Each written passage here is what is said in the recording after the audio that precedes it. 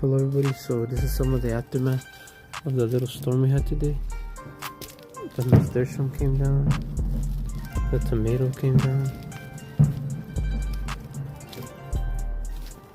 everything got watered though. Everything's nice and soaked.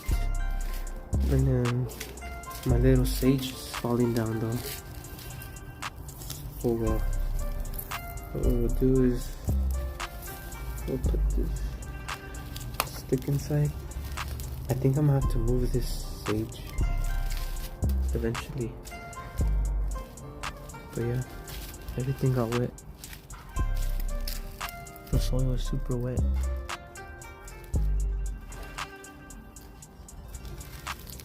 No, they're eating my strawberries.